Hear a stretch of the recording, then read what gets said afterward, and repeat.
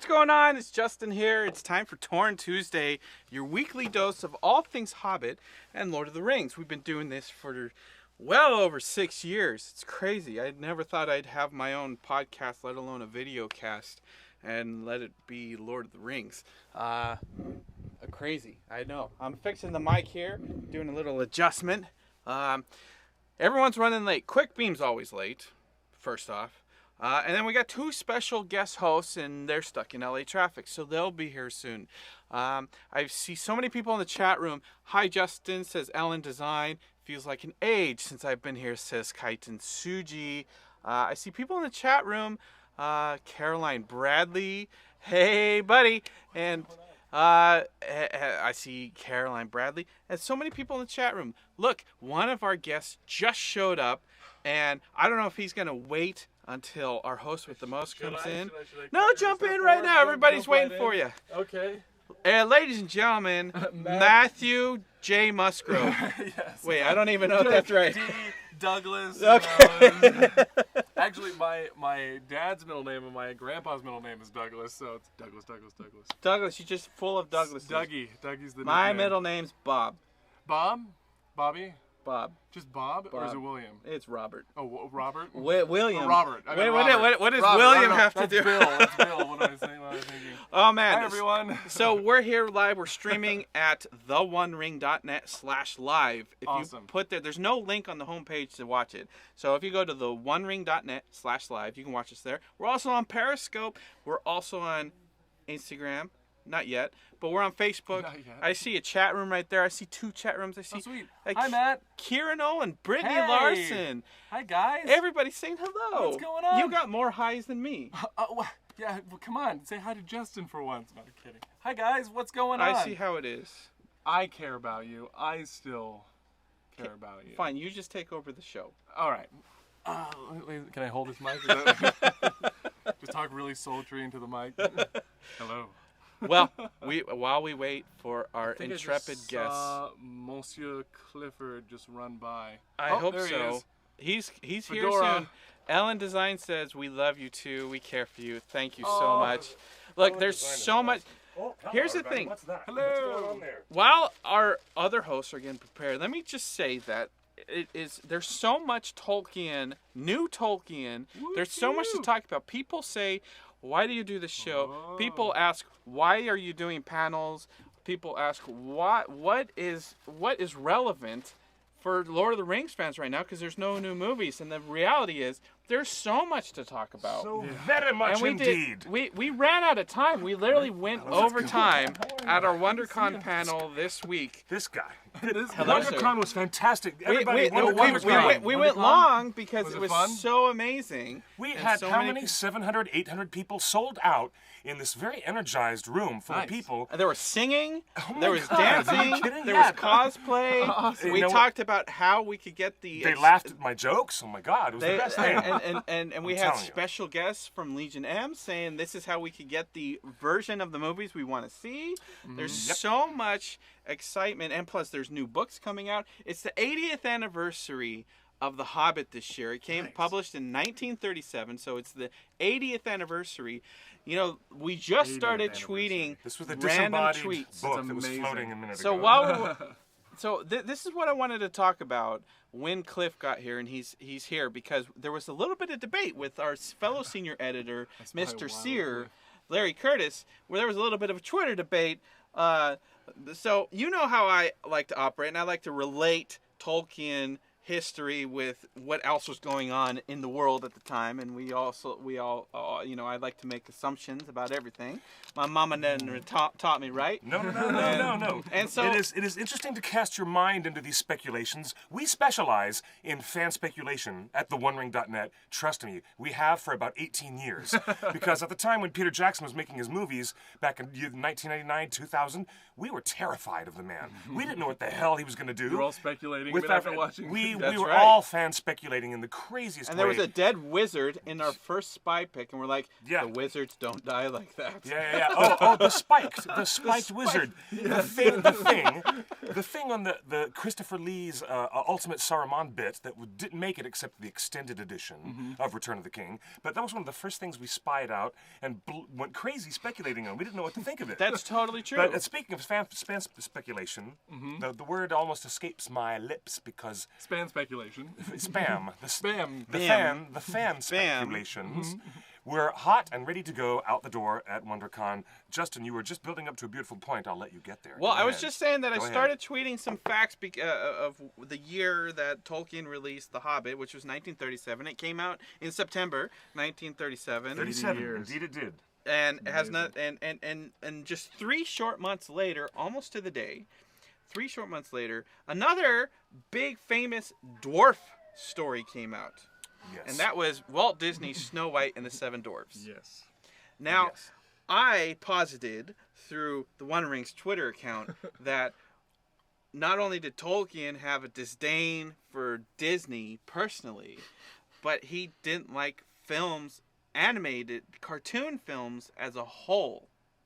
And part of that disdain might have stemmed from the fact that Tolkien had a dwarf story, Disney had a dwarf story. They both came out within 3 months of each other, and Disney outsold him by far. He got all the awards, he got all the recognition. Disney was claimed the future of storytelling in the world, in every language.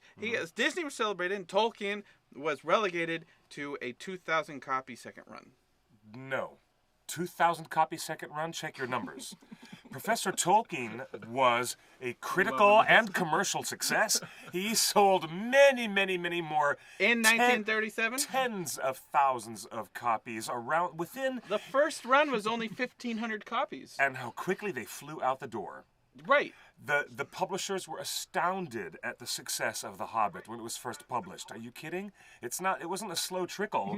It wasn't just like, it was, oh my God, this guy. This guy just loves throwing this stuff out. He calls it red meat. This is when the red meat is thrown into the debate when he does stuff like this. No, relegated.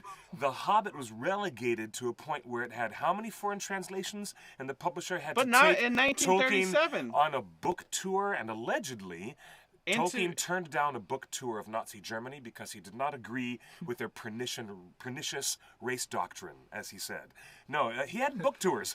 Bring Professor on the Tolkien was- non-Disney. However, I hate Disney so much. no. But it is true. It is true that there was unwanted comparisons. Your greater point is quite astute, and we did talk about this at the convention. One of our expert panelists named Mike Urban, who's been on staff with us for 17, 18 years. That's right. He actually said Tolkien furthered the problem himself because the names that he drew from the Icelandic Elder Eddas, the Eddas, the long-form epic poems Yes. of Icelandic heraldry and antiquity, they Keely, Feely, Biffer, Boffer, all these names were nonsense Icelandic names that nominally equate to Really? words like angry, grumpy, Bashful. bashful, no happy. happy. Yeah, way. they were. So literally, Tolkien furthered his Tolkien- problem by his own scholarship in using old Oh my Icelandic gosh. words from the So, Eddas. so Tolkien actually named the dwarves after Icelandic words for happy, grumpy, bashful, Jeez. and Maybe it was an in-joke. Maybe for him, it was a professorial in-joke, but it ended up happening to come to light much Yes. later on. But So- yeah, it was 1937. Nobody had So how encountered can this, he criticize Walt Disney for Ah. dumbing down things when he's doing Because- this? And they both borrowed heavily from existing fairy tales and stories. Both unashamedly No, borrowed. Professor Tolkien. If you know any scholarship about Professor Tolkien, and I around don't, you here, do. around here, some of us do. I'm just gonna let them go. He wrote a famous essay. One of the most famous things that was ever published by Tolkien when he was alive as a scholar was called On Fairy Stories. And he picks apart in a really intriguing philosophical and linguistic way how the relevance of fairy tales comes from a different cultural background of understanding and how we relate what you'd call applicability and this quality of importance to fairy tales. Not the ones that are supposed to be silly, disposable metaphors for childhood, things that you want to hammer into a 5-year-old's head. As Aesop's fables are probably the most guilty example of moralizing. You're using fairy tales to moralize to children, Right. or, in Tolkien's much bigger and romantic way, we're using fairy stories and fairy tales to piece apart the difference between the seen and the unseen. How much power is granted to the spiritual or the unseen world? He wrote all kinds of stuff about that. Professor Tolkien's approach to fairy tales and what he valued in them as building bigger parts of mythology and human culture, he didn't think that Disney even regarded storytelling or fairy tales in that way. Not at all. So he just had a much deeper, thoughtful way of what this stuff was. Were they going after Grimm or Disney? Or do you think Disney was raping and pillaging the minefields of Oh, come on. Tolkien was all those doing the Northern same European thing. fables were Tolkien borrowed open. from all of the old history of Scandinavia. He borrowed from specific linguistic structures and from the power of old storytelling, like, things from like dark, forgotten mountains and what things lurk underneath. That concept tells us like goblins under misty mountains, as well as it does tell us about Grendel back in Beowulf's time, as much as it tells us about Wagner's Ring of the Nibelungen It's all in there that they Nordic. It's Nime. Yeah, that it's they all in mine. there. Yeah. I mean, here they're all mining the same place, Justin. They're mining the same storytelling sources. These Scandinavian over again. stories, these Northern European stories are from this time. Right, and then similar Dragons under the ground. Yeah, the Grecian stories and about the gods and how Tolkien pulled from all of the gods of that world of Middle Earth. Do you know why Professor Tolkien didn't take a shine to the Arthurian legends and say, "Oh, there's your mythology for England. It's King Arthur and Merlin and the Sword and the Stone and all that stuff." He didn't take a cotton to that because it was French. That storytelling was not English enough for him. Right. It was French. But my point La being, Morte d'Arthur. He had a problem with that. So the more Mr. Sear wasn't actually inspired by pointed out something that Romance we languages. do have letters. Latin. He wasn't inspired by that. We do Right. have It was Northern stuff letters that he liked. from Tolkien earlier than 1937, where he talks about his disdain for Disney and and cartoons. So even before Snow White, the first feature animated film. Hey, What about Rankin and Bass? everybody- Why did Well, that was my ironic point that yeah, if he that's hated the ironic point he's cartoons, building Okay, to. okay. Yes, is Yeah, that I the jumped the first gun. and arguably the first and arguably the most successful he adaptation doesn't let me have of The that Hobbit. moment. So He did. I He jumped the did. gun. There it is. But he hated cartoons before Tolkien hated cartoons before Snow White even came out. Yep. You can't help someone with a bad bias. And so I argue with people daily about the value of animation as an art form. So and they look at me and say, "What? Kubo and the Two Strings? What are you talking about? I don't watch cartoons." But it was less You know, and I'm about like, I it was fight less every about day. but the point I want to keep trying to make is that it's less about anti-Disney. Yeah. People think he just hated Disney and he would never want Disney associated with the thing. Well- He didn't like the form. He What- didn't like movies and he didn't like cartoons. It couldn't be helped. In the late 20s and early 30s, when Professor Tolkien would have been introduced to animated shorts, they were only used in front of newsreels for little comedy, broadly played slapstick and vaudeville Totally. comedy bits between mice and cats and birds. But that's None what of it was his flavor. And that's what Disney was up against as well, with Snow Yes. White. Everyone was like, Snow White's Yeah, gonna yeah, bomb yeah. because cartoons are for humor. Right. And then Snow White comes out, and the reason it got all this press and awards is because it wasn't a comedy. Like Disney elevated Yeah. the Right, and then, animated well, form. yeah. And honestly, when it came to Tolkien later in life, he reversed his position. He hated cartoons with a passion before The Hobbit even came out. And then Yeah. everyone thinks that he just hated Disney. He just hated cartoons. And so by the end then of his Beauty and the life, Beast what for is Best the Picture. first three Indeed, movies? good point. Yeah. The Yeah. first three versions of Tolkien stories We're all animated features. were all. It wasn't even. Yes, they yeah, were. They didn't even try. This includes the television-produced Rankin and Bass produced The Hobbit, which began production right around when Tolkien died. He died in '73. and it was probably in production with the Japanese animators that were hired by Rankin and Bass, who are the American-based producers and writers, and they also got the songwriters from the American folk band, the Limelighters, and let's be clear. that guy was Glenn Yarborough, but they got all these Japanese animators to work on it. In 1977, when Star Wars was released, America's imagination was also taken over with the early there was some broadcast of The Hobbit. confusion, in 1977. even from Fantasy some to of our sci-fi. friends at the Yeah, Tolkien it was a big Society in England, and some of our very well-known fans were making comments like Tolkien would have never approved those cartoons if he was still alive. Nope. And the answer is no. Actually, he did. He because sold off the farm when he was alive. He no did. longer had a say-so. I know, Really? but He sold all the rights. He sold the rights. These movies take 3 to 4 years to make, animated movies especially. Yes. So Yeah. these movies, these cartoons were in production while Tolkien was still alive. So to say that these animated films were not approved by Tolkien, no. He actually sold the rights. They were his blessing. He's like, it's not mine anymore. Beyond that, it was not his anymore. Exactly. Now, the really interesting conversation. Hey, are you coming back? There you go. The vanishing host. He's gone. There you All right, go. Have a seat. Have a seat. Have a seat, Matt. Okay.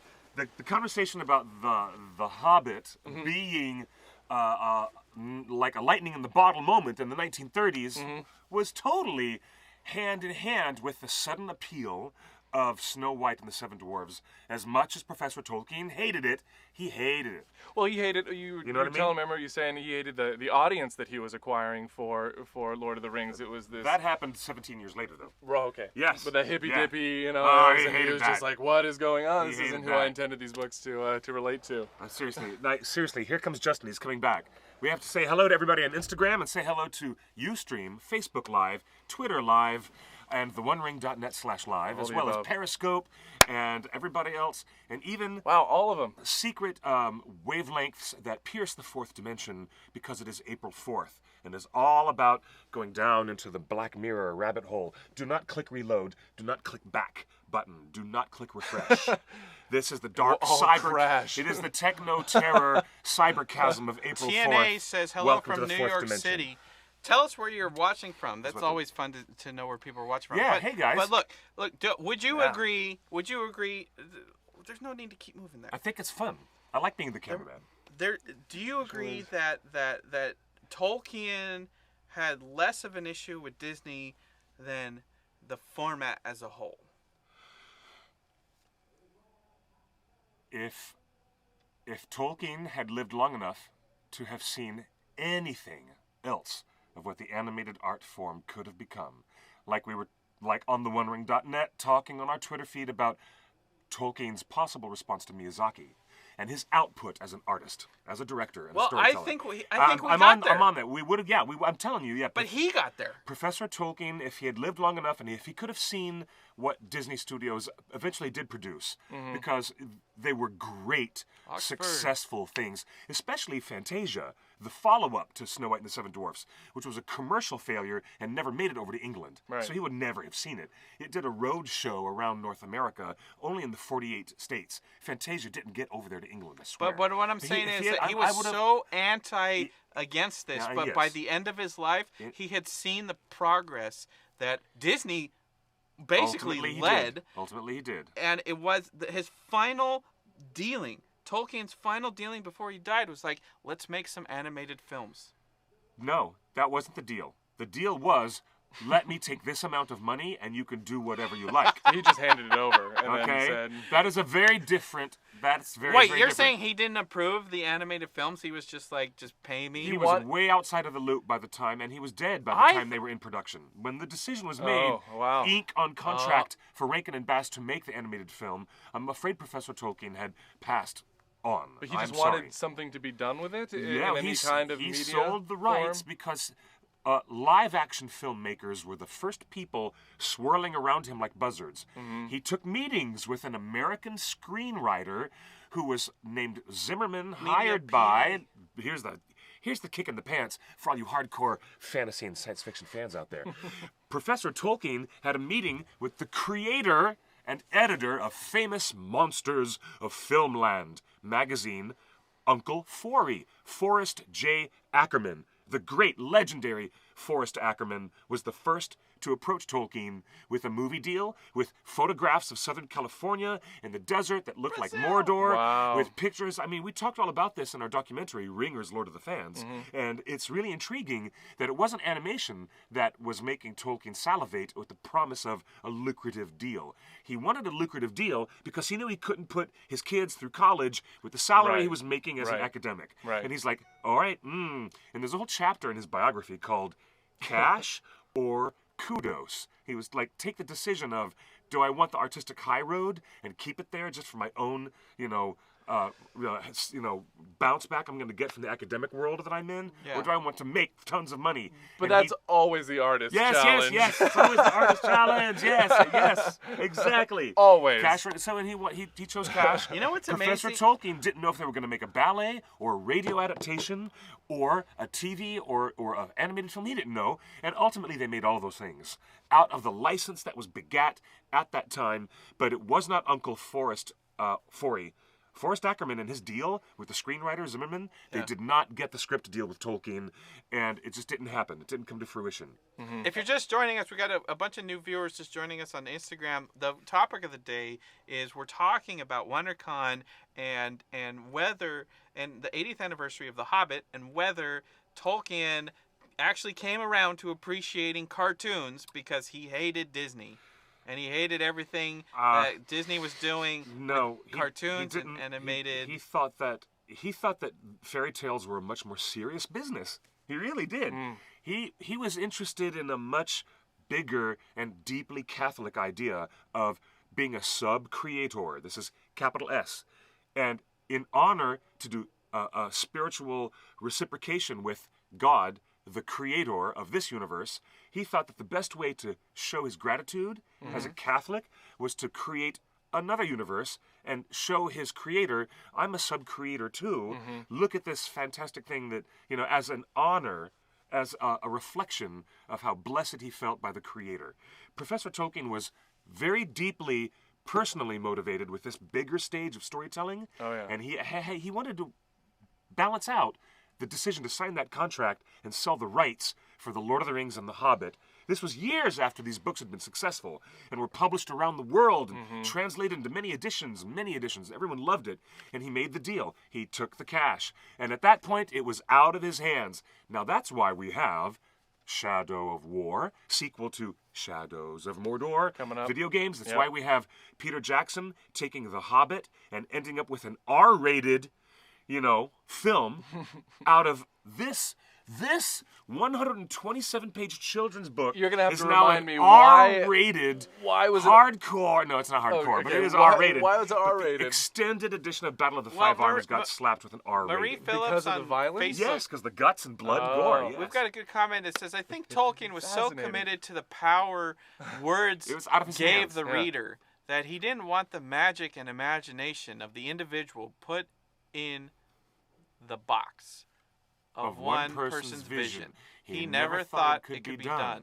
Or that a cartoon or movie could transcend the book. Basically, she's saying that Tolkien wanted people's imagination to be the spark. And a movie or a cartoon or animated film tells you what's interesting, tells you what to look at, tells you what color things are, and where in the road, what part of the log did they hide under, whereas in the words and the poetry, it leaves you up to your imagination.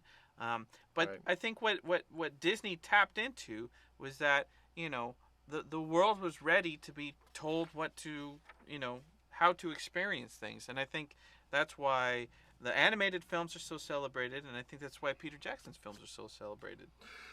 The first printing of The Hobbit was 1,500 copies. I said that. It sold so well that brand new second print runs were needed before Christmas. It was released on September 22nd, and even before the damn holiday arrived, they had to run and publish a whole bunch more to meet demand. Wow. That's right. He was hot out of the box. So The was Hobbit, Disney. I'm telling you. So was Disney. So was but Disney. don't say he was relegated to some back room with a dunce cap on his head. Oh, come which on. Is almost Oh, what come you on. sound like. When we talk about 1937, we talk about and dwarves in 1937. We talk about Snow White and the Seven Dwarfs. No, it's now here it is. Here's the thing. Okay, The second impression of The Hobbit was 2,300 copies. Those were printed in early December 1937. How about that? Wow. Not tens of thousands, like you said. Unfortunately, there was a bombing in London in November 1940. The Germans destroyed 423 copies of printed sheets that were to bind the books, destroyed when the whole publisher stock was bombed in November. There was World War II happening when this stuff was going on. Or, well, close to it. Mm-hmm. Close to it. But that was a few years later. That's interesting, huh? Yeah, it is interesting. Wow. So all I'm saying is that 1937 was a big year for dwarves, and the fact that Tolkien's the names of Tolkien's dwarves are actually variations of Icelandic words for bashful, grumpy, sleepy, happy.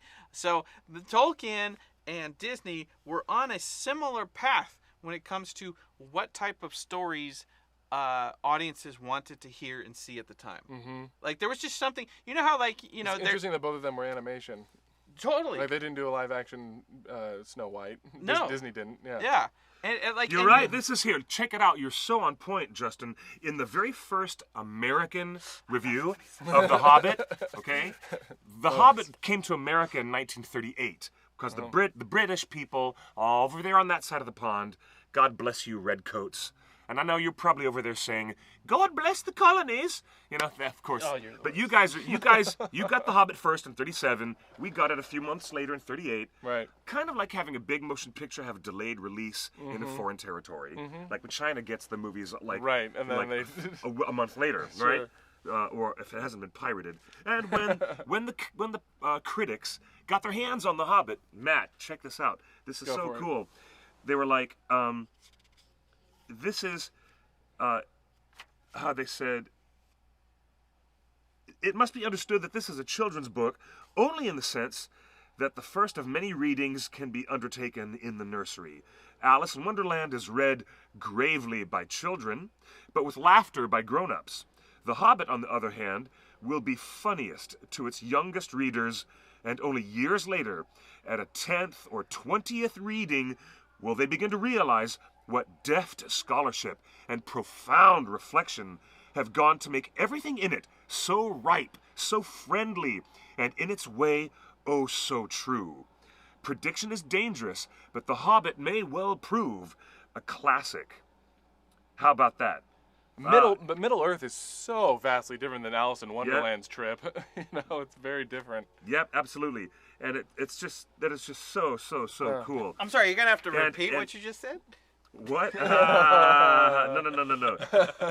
Here's the bit where it says there's another bit in here where they said check this is that was not the American critic. Sorry. That was New Zealand, Jeff Scott. That was the British critic who loved it. You know what the American critics were also tuned into the Walt Disney vibe, and it reflected in the critics' reviews of The Hobbit when it went to press. Yes. It was in the press, and here it is. The American critic said, "I do not know how our children will like this type of story so closely packed, one of whose chapters would make a whole book elsewhere. They may think they're getting too much for their money, but dwarves have come this year into fashion in America. Perhaps these will benefit from the Disney boom." Perhaps these dwarves will benefit from the Disney boom. Told you. And Tolkien was under the shadow of Disney's accomplishment in 1938. Fascinating. At the time. Yeah. Little did he know, he didn't know that his publishers were going to be on the time frame of someone else's movie release. Right. He must have, because he was sitting on that manuscript. He was sitting on the manuscript for years until all of his friends were like, "You have to publish It was sent back for corrections. It was sent back for him to draw maps. It was sent back to him for him to draw the dust jacket. He didn't get another outside artist hired. Professor Tolkien, the beautiful watercolor painter who he was, as well as a great writer. That's just how much of an ego he had. He designed the dust jacket. Yeah, and it's one of the most beautiful things ever. He fashioned himself No, don't an come. artist. Don't. Are you coming for me? No, I'm telling you. He fashioned himself an artist. He drew the cover. He didn't fashion himself an artist. His publisher loved his artwork and begged him. Look at these full-color plates of his artwork, dude. Right. Oh, yeah. This is Tolkien, the watercolor I artist. know. We've done a whole show about Tolkien's watercolors. We have done great shows about Tolkien, the colorist. Tolkien Look at illustrated that dust his jacket. own. That's book, the best. The original one. dust That jacket. is the best. And the original drawing of Smaug. Yeah. And look, all I'm saying is. So it took a long time for the publisher to get its tracks ready. Tolkien fashioned he didn't himself. know.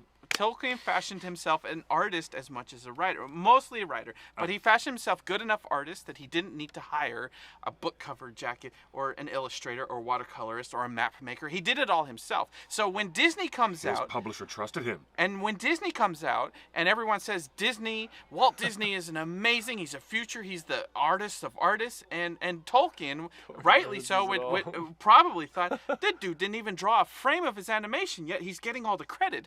And Tolkien, I'm an illustrator, he's an illustrator himself. There must be some sort of jealousy, and Tolkien was a jealous man. He was jealous when C.S. Lewis chose Christianity over Catholicism, or Protestantism.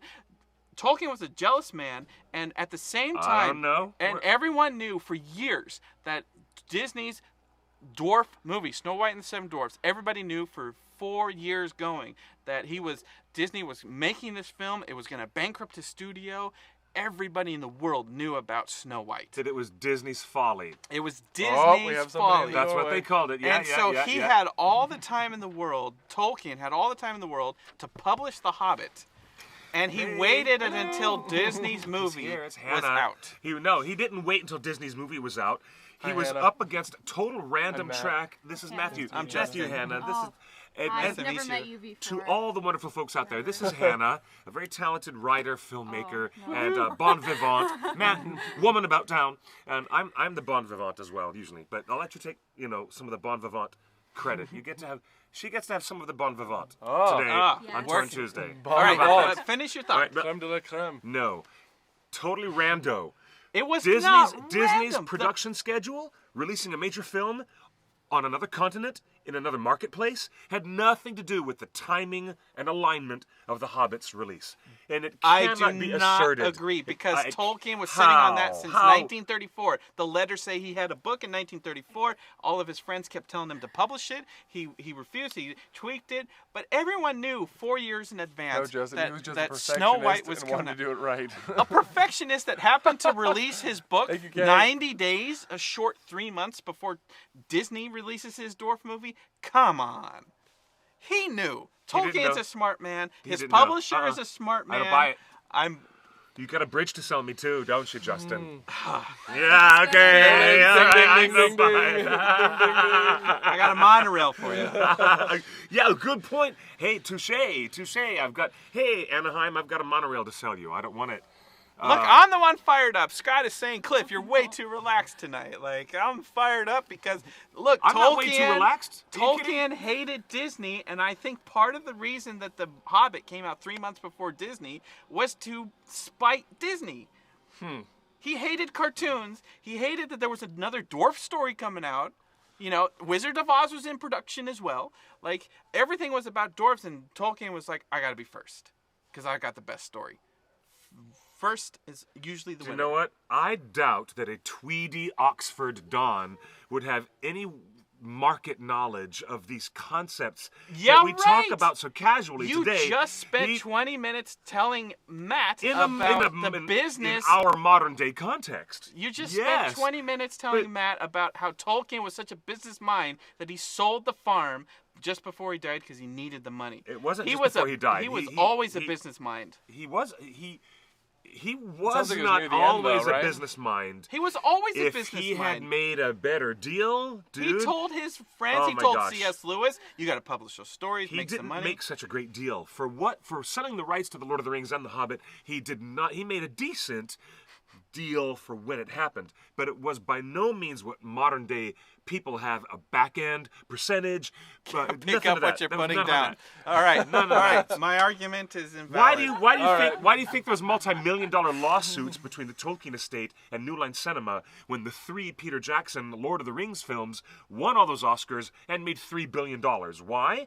Because while Tolkien was alive, he made a not-so-good deal, and the estate, the family, and the children and grandchildren felt like they could have a share of New Line Cinema's billions. And if you watched 2 weeks ago, he wasn't so purely business-minded. When we reviewed the history, the history of the publisher, HarperCollins. Yes, remember, that was a great show. We did a couple back of the napkin mathematics, and we said that the Tolkien family, based on the residuals of the contract that he had, probably made over $80 million. So, like, this dude was a good businessman. He always had a business mind. He taught at Oxford. He was a smart man. He knew marketing and business before he published The Hobbit. He knew that Disney was coming out with the thing. No, he didn't know Disney was coming out with the thing. That's all I wanted. Snow White That's all I wanted to talk about, because now everybody in the chat room is like, Hannah, Hannah, you're here. Why is everybody obsessed with Hannah right now? Hannah and how good you look in my hat, evidently. Hey. You guys have met, and in fact, not only have you guys met at Bilbo Baggins' birthday picnic over several years, but I saw you guys dancing the Springle Ring, didn't I? I did see that with my own 2 eyes. You were Bilbo, and he was a long-haired elf. He was a long-haired elf, and you were dressed as Bilbo. You guys were dancing the Springle Ring. At the unexpected Oscar party? No, not the unexpected Oscar party. At Bilbo Baggins' birthday bash. Yes. Were we dancing? There are pictures. I'm joking. Oh, no, but you guys did meet. Well, I mean, I know that, but when you said that, I was like... Just teasing. What? You guys take me so literally when I'm teasing. I had very fuzzy feet during that.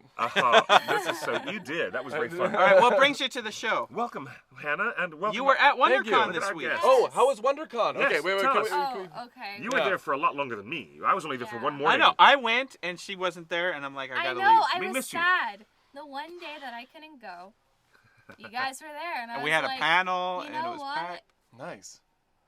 But I did see Kyle, though. I did see Kyle hang out with him for a little bit. Dude, he was dressed as the Mouth of Sauron on Sunday, and people were just like, holy shit, man, that's a thing. Yeah. Wait, he was really freaking out the kids. The children were crying. He had infants crying because he had this bloody Mouth of Sauron and That's huge terrible. helmet. It was awesome. I congratulate Kyle for scaring little children not with his congratulate cosplay. grown It men was for so doing good. that. That is bad. Hey, you bring a little 5-month-old baby to WonderCon, and they freak out that's seeing fine. the It's Joker a family and Groot It's and a family-friendly everybody. place. Oh yeah, I mean, okay. I guess you should put family friendly. Family friendly, because women are like... In quotes. Yeah. Oh, right. Everything's out and about. There's a lot of TNA, is there not? Yes. Yes. Some of that cosplay. What? But speaking of cosplay, What? Yeah. you actually have a cosplay club?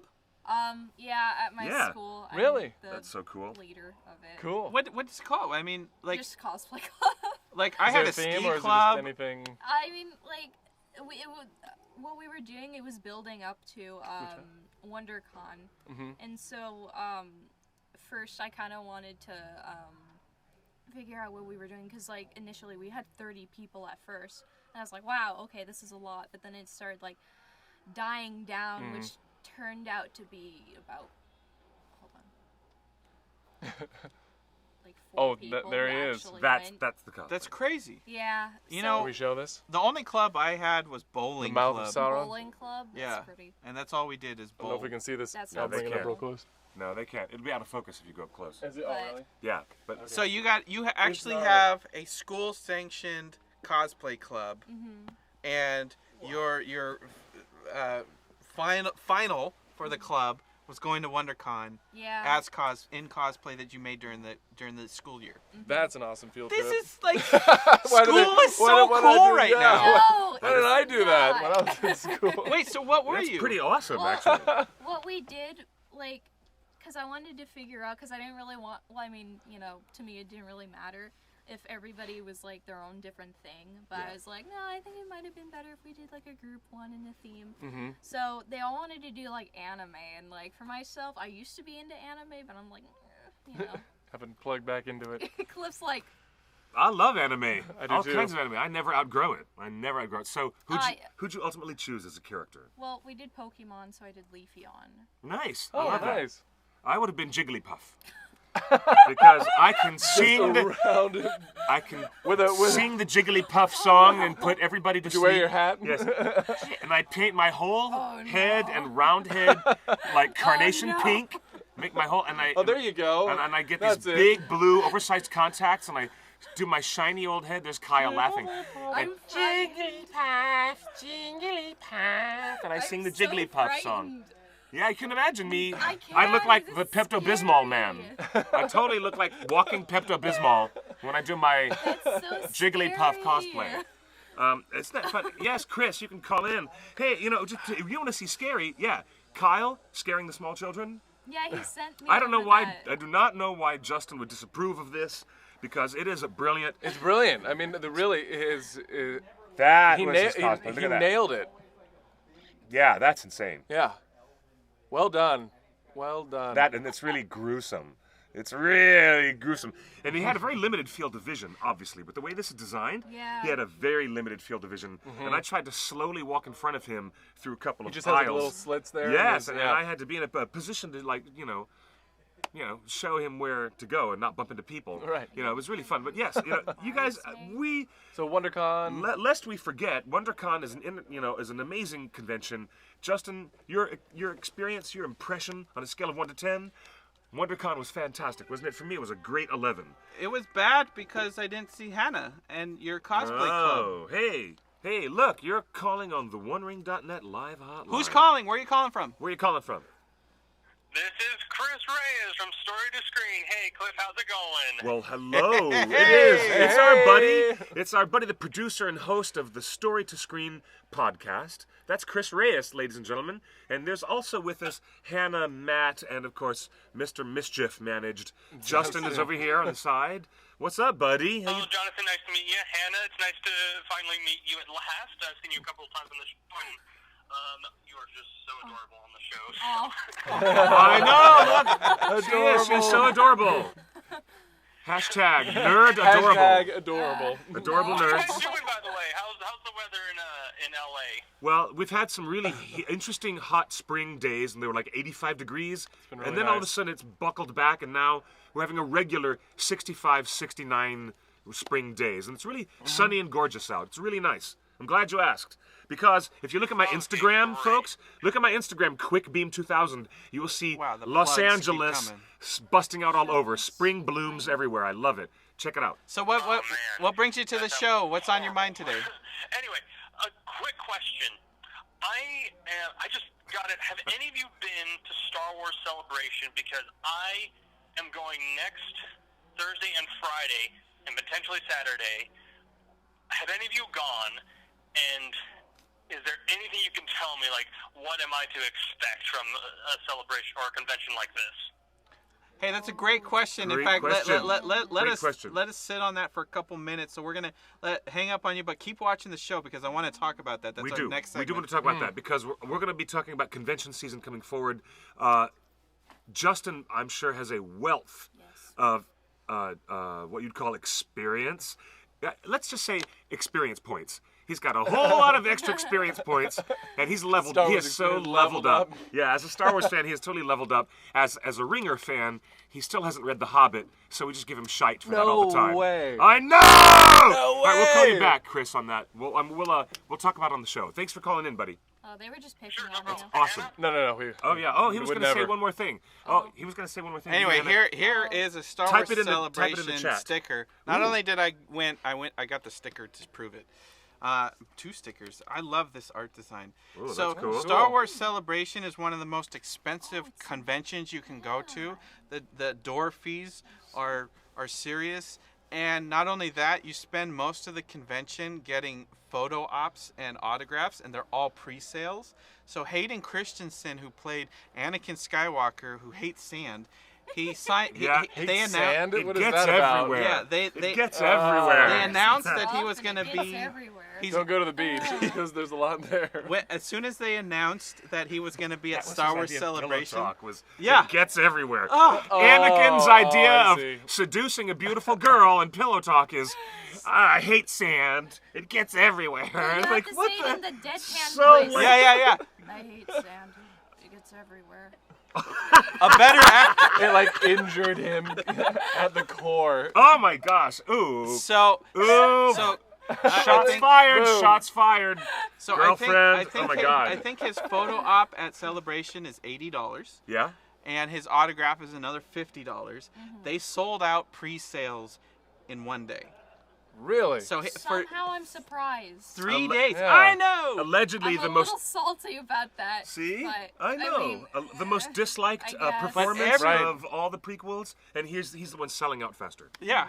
But Yeah. everybody's there, from Ray Park, who Get played it. Darth Maul, to Peter Mayhew, who played Chewbacca, to all of the little alien actors that were in bodysuits that are usually stunt doubles. Okay, Everybody you're lucky. goes. Chris got a media Hayden badge. Christensen sold That was out. excellent because Yeah. That doesn't our make sense. buddy's producing and hosting a huge podcast, Story to Screen. So he gets a media badge. He gets to go to Star Wars Celebration. Awesome. Good for you, buddy. Good for you, Chris. That's very awesome.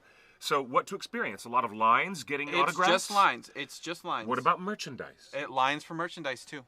What? Lines and lines and lines. That's all you do. Even for merchandise? Even lines for and vendors? lines. Wow. Look, the only thing cool in America that is Star Wars related this week is that the cantina from A New Hope just opened in Hollywood, on Hollywood Really? Boulevard. There is a full reproduction of Of the the Star cantina. Wars cantina. That's cool. It is a bar. It is licensed. You can go get drinks and food and blue milk at a Star And Wars they only cantina. play one song 24/7. That's all they do. It just opened last night. Our friend David Baxter was there. David Baxter was If I on our can quote panel. Fred Sanford. I'm coming up to join you, Elizabeth. Yo! Wait a minute. How does a millennial like you know Sanford and Son? Oh, that's so awesome. Oh, I'll give you extra. I'm coming, Elizabeth. I'm coming. I'm coming home, I'm Elizabeth. coming home, Elizabeth. I don't know the reference. That's brilliant. Sanford and Sons. That's brilliant. It's pretty great. Da-da-da-da. Da-da-da-da-da-da-da. no idea. I don't know. I don't know. All right, we're done. Oh, sorry. That was hilarious. Well, okay, now where is Star Wars Celebration happening? It is in Florida this year. Oh, Last God. year it was in Anaheim. The humidity. I'm sorry. Yeah, Florida. the cosplay is out It's of gonna control. melt. It's gonna the people melt. in cosplay are gonna Yeah, melt. But all you 'cause do, it's so humid. not only do you line up for hours and hours on your pre-sale autograph ticket for anybody, but you line up to get the toy before it sells out. And not only that, you camp out and you sleep on the concrete floor in line to get into the panels first thing in the morning. Oh, that sounds hellish. All you do is stand in line. All you do is stand in line. People actually camped out with sleeping bags That's in like, preparation for a panel discussion with Ian McDiarmid. Are you? Wow, really? but that's like Comic-Con. People Yeah, stay but in this is line all this the is time only for panels. Star That's Wars. for Yeah. Hall H. I didn't sleep out for your guys' panel. no, You she didn't? just did a normal No, I lineup. didn't. Uh-oh. No, Yeah. Did you hear that? no. But no, hey, when we do have panels at San Diego Comic-Con, there's always a line. They're always sold out. Not to be undersold, just saying. But you No, don't have to camp no. out overnight for it. But you will eventually get there early or don't get in. That's also true. Yeah. But you know, hey, all right, yeah, I hear what you're Yeah, saying. no, I mean, it's not like, I mean, if you get there late enough, or if you get there where everybody's already in, you're not going to find a place to sit. But I mean, it's Yep. not like the Walking Dead panel will, you know, Yeah. Yeah. ugh. But So, here's, look, so there- Star Wars you were Celebration isn't no great shakes at all. It's fact, awesome because you get all the it's Star awesome Wars because people. you have to stand in All line Star Wars and people. sleep You get on all concrete. the Star Wars people there. All the Star Wars people. All the Star Wars people, and what about all the actors and All the actors, Okay. all the making Cast, of, all the cast, Behind the Low crew. Behind the Low crew, the Yeah. animated Okay. story, the Clone Wars, Yeah, and okay. and It's a right big now, one. starting this morning, there is a car entourage on the road driving down the 10 freeway coast to coast Really? with R2D2s on the back of his Honda. Yeah, a functional R2D2s. He calls it the H-wing for a Honda wing. That's cool. So there's a car caravan, what they used to call a convoy of Star Wars art cars. Don't get me started. On the way. Convoy. I know people sing that at karaoke. That So song. they are. Oh my gosh. It is the ultimate cosplay fan. It's everything Sounds Star fun. Wars. But Now, it sounds like Sean Bean is going to walk into the room and whisper in Gandalf's ear, "What new devilry is this?" Because it just sounds awful the way you've described it. I'm sorry. for It fans, sounds it's fun, amazing. But it doesn't sound enjoyable to wait in line and to sleep on the Right, but not with Rogue One out in the new Star But they Wars. might it's show all new footage But blowing that's up. true. from- That's Yeah. why it sounds That's They why will. people Yeah. camp They out. will Yeah, show that's all the exactly new We'll why footage. they're gonna show be there a new is- trailer. That We're sounds expecting Yeah. a new trailer for the new movie. The Last tribute, Jedi. A tribute to Carrie Fisher Yes. and Kenny Oh, Baker. that's cool. Yeah. So there's a lot to camp out for, but it's still, there were people in the chat room saying, you were talking about how cosplay in Florida can get sweaty, and people in the chat room were like, cosplayers get sweaty in winter too. So you have a cosplay just club. Is sweaty. that part of your syllabus? Do you talk about how do you stay cool inside a cosplay? Like, this is a thing. Well, I mean, sort of. I kind of touched on it. I just mentioned like, when we go out to like the food trucks, I suggest we go inside of a hotel because it's cooler in there, and like it's more comfortable seating instead of like everybody squished together and everything like that. But Portable fan. Yeah. But when you're planning out your costume, do you take into consideration the fabric, the types of fabric? Like, don't use wool. It depends. It really Good question. depends. For myself, it just depends on like what kind of character it is and what I can find. If it's a Princess Leia cosplay, you're fine. You're not gonna get overheated with the With the, just a the robe. bikini. Yeah. Oh no. Wow, Slave I went to a white You robe. went, oh, I'm saying Yeah. my mind's in a job Well, of I get what you're It's saying. Jabba's though. palace, If you're so- doing, like, Of the Leia yeah. costumes, it's one of those two. It's the white Yeah. robe or it's the slave Leia. It's Yeah. one of those Right. two. Yeah. So, yeah. Yeah, But I get what you're saying though. I get what There's you're no light cosplay in Tolkien. Like, even if you're a hobbit. No, nothing. No, How many no, layers You're there wearing, yeah, you're Oh, wearing layers geez, of robes and. Because both of you have Tolkien cosplays. Like, Yeah. how many layers is, like, your thing? Yeah, you have a robe. You have the shirt underneath. A wig. A wig. In the case of the elf. In the when case, you well, in the case of the elf, that's right. Yeah. Which was beautiful costume, right? What was? You wear your wig. The ones who have the face mask, like the mouth of Sauron, would be too Oh, hot. yeah. That would just be all microwaved. Kyle can attest to that. You know Either what, or guys? dwarf. We have the or dwarf, hotline open. yeah, or you have Kyle, the if you want to call prosthetic in, nose. there's the phone number. It's But- 530-64-FRODO, floating It's right over our scrolling head. above our head. Yeah, and you, 530-64-FRODO. how many cosplays? Oh, is it pretty light? He says if you cosplay as Sauron, it's not hot. It's pretty light. Yeah? And how many cosplays do you have? Too many. Too Too many. How many Tolkien What? No, cosplays? Tolkien. I have Bilbo. I have Tariel. I have. Well, I mean, I'm kind of working more on this one. I have Sauron, but Silmarillion Sauron. Cool. So do you Very do cool. you choose which cosplay you do based on what the weather's like? How Oh hot it is? no. It's just I like. No, And you have an incomparable Lin-Manuel Miranda. That she does as the Hamilton. Your Hamilton cosplay is just so hilarious. I love it. It's one of my That's favorite awesome. I things. scared Josh. It's one of my favorite I scared things. That's Josh so fun. With it. It was. Really? Yeah. He didn't know it was cool. you. The host of didn't Torn know. Book Club? What? Yeah. I saw him. I saw him on Saturday, and I was like, oh, I'm gonna go say hi to him. So I tiptoed, and I was all like, hey, Josh, and then he's like, oh. Hi. And then he did this double take. He's like, oh, Josh. And he was like, Hannah, and I was like, hey. Hi, Josh. You Hi. were like, You suddenly became an alto. Yeah. You were like, Caroline Bradley in the chat room says It was so corsets great. are It not was fun so in great. Atlanta. Oh, good. corsets. You got him good. That That's those funny. do not sound Thank fun. goodness I'm a I man. don't envy. Yeah. Oh, Caroline, corsets. yes, 100% right. But hey, in Atlanta, we have to mention that the biggest cosplay in North America happens in Atlanta every Dragon year Con. during Dragon Oh, Con. Nothing in Dragon the world. Con. I'm telling you, I don't care where you go in the world, nothing is like the costumes, the designs, and the effort. Really? The effort of these artisans and these craftspeople to bring the best cosplay to Atlanta. Dragon Con is hands down the experience. You don't go for merchandise. You go to San Diego for good toys and merchandise. But if you want cosplay, you're going to Dragon Con. That's it. It Hands was down. funny because Pete in the chat room when we were talking about the Tolkien cosplay, it Yeah. scrolled up, but he goes, you could always cosplay as Gollum. He has a loincloth. Hey, There you go. It's the easiest one. And the At coolest. Dragon Con, we've seen many golems, and everyone's envious of the golem because all he's doing is walking around. However, you've got and he's heavy so makeup cool. and a skull cap. I saw this little kid And all your hair at, is trapped under the skull cap. Oh, at that must Lake be Town really Luau. hot. Yeah.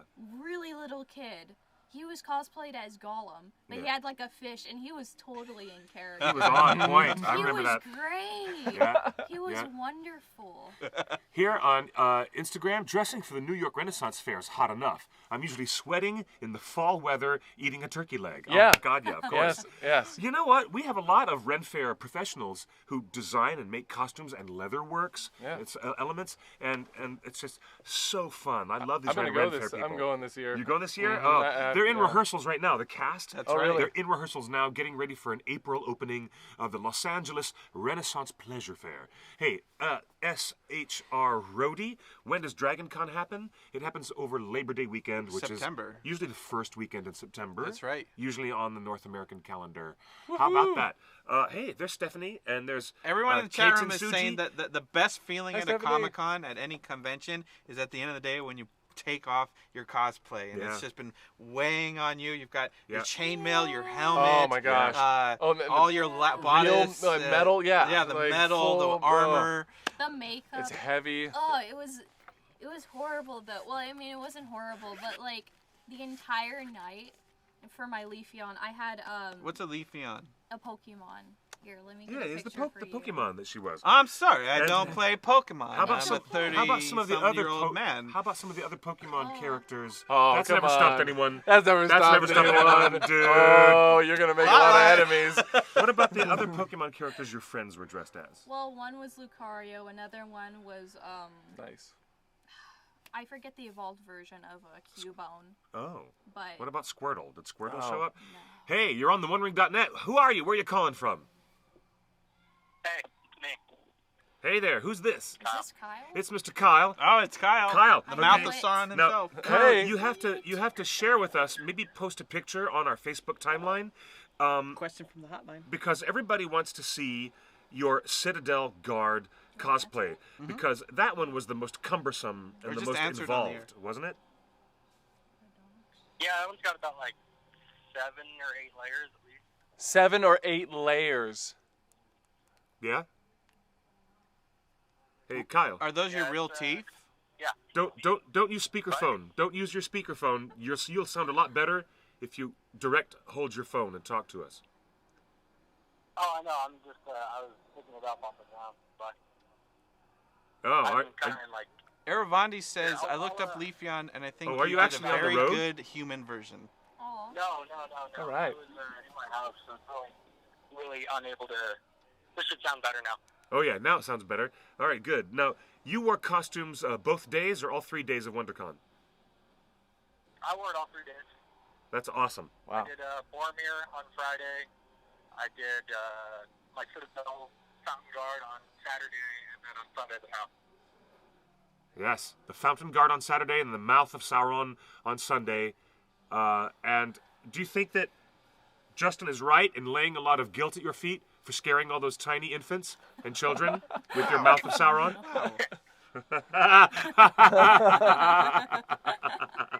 Being evil is fun. There you go. There it is. No. There was it. Mic drop. Boom. Being evil is fun. Yeah. Oh, So no. yeah. So Wow. what would you like to see in the next wave of Hobbit or Lord of the Rings costuming? Because now people have done all those Hobbit and Lord of the Rings characters. People are going to start going into Silmarillion more, like you are. Yeah. Okay, you're doing a Silmarillion age Sauron. Kyle, are you on the tip? Are you ready to go back and do some like real Numenorian stuff? Like go Yeah. way back? Yeah, I was thinking about it. I just haven't drawn any concept art for it myself yet, so I have to figure out which character I want to do. Right on. More Valar, please. Yeah. Valar. Crazy That'd Valar. be cool. Yes. Cool. Well, Yes. thanks for calling in today. I know Cliff was waiting with bated breath your phone call. Oh yeah, well yeah, thanks, Kyle. Was there anything else? Was there anything else before we let you go? I need more people to become the rest of the 9 Nazgul with me. Oh, I'm in. I got a Nazgul cosplay. Oh, you want to get an assembly of 9? Oh man, people to that'd do be- 9 Whoa, there Nazgul? you walk go. around San Diego with that? Dude, I'm no wait. joining. Hearing no, take it for real now. Don't do That would black be robes. awesome. That's gonna but be what if you guys really did hot. like Twilight World version of the ring wraiths? Why are the you way ruining this? No. That's the that would be the most effective cosplay. To see them as they are as wraiths Right. in the spirit Oh, world. White. oh. All white in the spirit Crazy. world. Oh, The Yeah. prosthetic. Spirit World. Yeah, When we- it's called Twilight. But I'm thinking the ones from The Hobbit. They're armored ones. I like oh, even better! How about the armored Nazgul That'd be that cool. show up in Hard. the Battle of Dol Guldur? That's an even better one. That would be Ooh. hard. Dude. So, all right, yeah, you know what? So let's put that out. Everybody who's out there watching, contact Kyle. He's going to tell you what his Instagram is. He's looking for people in the Southern California area or anywhere to do the 9 Nazgul, but he only needs 8 more people. So opportunities are limited. This offer will only we last got for the one next right 24 here. hours. Sign up now. Call now and you'll receive a free VHS tape rewinder with your first purchase. Wow. Okay? What a Yes. deal. What a Hey, deal. Thanks for calling, Kyle. Kyle, what's your Instagram? Quick. I'll type it in the chat on the Type in the Perfect. chat. Even All right. better. Awesome. Bye. Yes. Yeah, and people in the chat saying, yes, Eravandi, I agree, that would be a very cool cosplay. Yes, Not it just- would. Not just Dragon black Con, robes. San Diego, like the whole deal. We could see them the way they were designed by Weta in the spirit world, in the wraith world, which would require a lot of... Nobody would get it though. Oh, everybody would immediately get looks, it. Looks like they the would look dark, so freaky. Who are the guys at the end of the Dark Crystal when they turn from The Urskeks. Yeah, with they two- would look both- like both of them. Yeah, the crazy Urskeks. Yeah. Or how about what Kyle suggested, the armored battle version of Nazgul shown in The Hobbit? I'm down for that. I don't know about that. I'm down for that. That would be really cool. Hey, but Yes. this brings up a good point. Witch King of Angmar. Did you, in your cosplay class, did you talk about how, like, there are groups and you have to group, and you've done this before where, like, you plan ahead with, like, 2, 3, how big are cosplay groups usually? Well, this was my first time, like, actually going as a group. Because, like, before I've gone with 1 or 2 people, well, I mean, just, like, one person. But, normally I go alone, like, with my mom. Mhm. Hey. Hey, Mom. But you've done a couple group things. Yeah, with your friends, or I mean, like I've seen at Comic-Con, you have a group of people who come up with a theme or a style. See, Yeah. what I really want to see is somebody doing an Ent, and their best friend is Groot from Guardians of the Galaxy. Dude! Do it! That's awesome. Like, really, like a total literal Groot and a real Treebeard. Yeah, Side by hand side. hand in hand as best buds. What if That would Old be Man nuts. Willow joined them? Oh no, Willow. Yeah. Old Man Willow. Old That'd Man be Willow. great. Yes. That'd be great. Wait, so did you guys choose the theme, like, early Yeah, on? You're like, I all did right, we're that. all going to be Pokemon? Yeah, I did a poll when I had more people in my club where I was like, okay, well, what are some general things that we're all interested in? So we came up with Pokemon, like anime, you know, just anything anime, because I'm like, I know only a few. But Cliff's gonna kill me. I'm not killing nobody. As long as you love Miyazaki, then you're my friend. I've seen only Ponyo. That's a good start. That's a good I start. told you before. Oh, there know. was a Groot and a Treebeard at Anime Boston. Awesome. Oh, really? Oh, Anime awesome. Boston, that was a Groot and a tree beard? Someone- Oh, somebody got it. Someone find great. That's so Anime cool. Boston. Hashtag Anime Boston. Find it on Instagram. We need a picture of it. Yeah, find Yeah, it. Someone please. find that. Someone find that. Find So, that. So you, funny. you've done this though, like you plan ahead. Oh yeah, well, my buddy Chris and I mean, we took all the main songs from the books and well, from the movies, and we're singers, so we love to. These love guys to party. are professional, Broadway trained classical theater actors. His friend he's talking about, Chris Carwithen, and this guy, they came out and did a great number with me when we hosted the Oscar party. Hey ho to the bottom. When the one, oh yeah, Heal we my did. heart and drown my woe. I mean, all the songs. It's All so the much songs. fun. Do it. Well, You guys ready? Do you know it? It was for the bash. Yes, but I am scared. Do you want to do it? No. Please? All right, you trade places with me.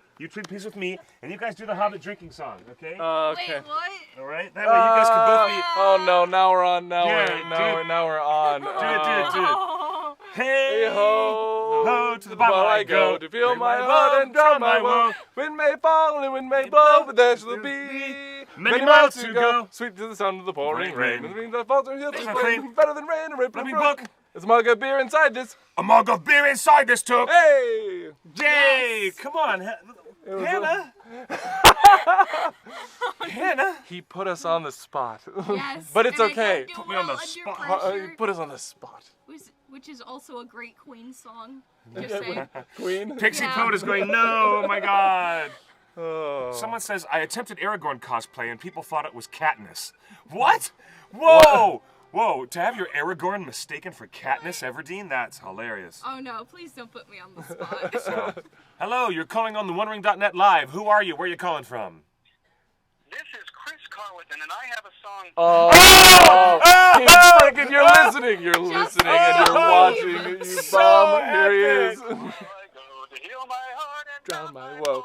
Rain may Fall and wind may blow, but there still be. Is this up? many miles to go.